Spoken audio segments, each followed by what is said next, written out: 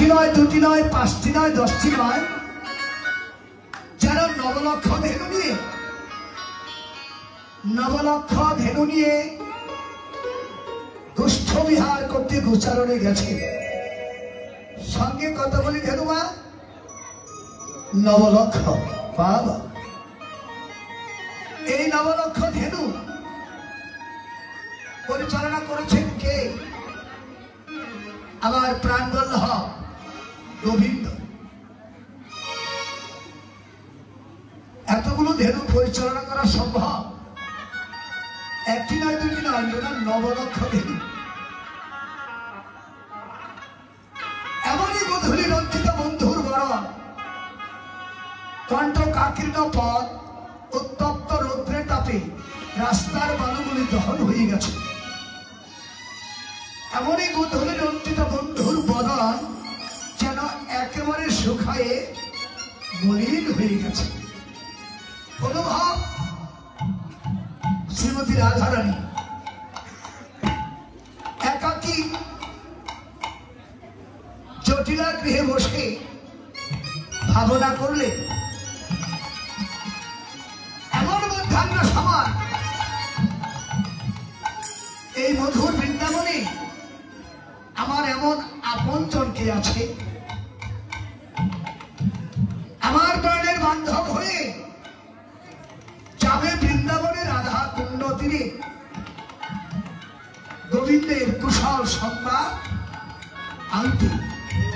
বাবা, জয় রাধে।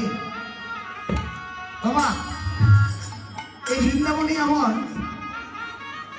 এমন সাধ্য শক্তিকার রাধা কুণ্ড তীরে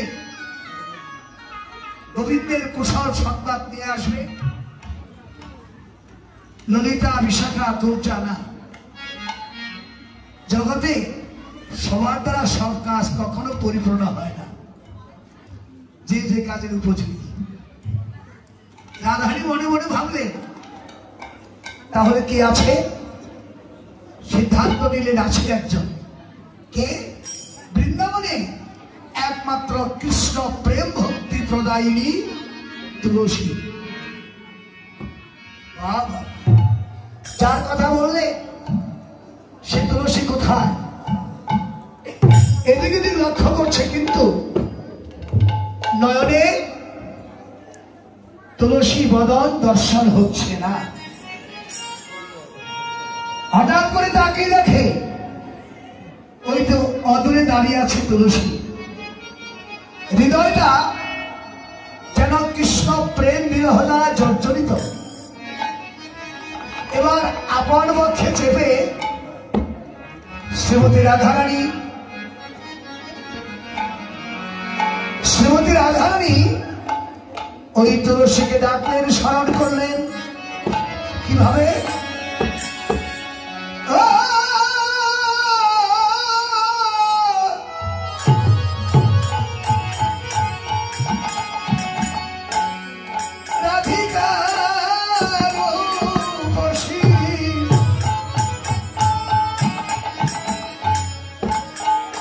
লয়ে তুলসী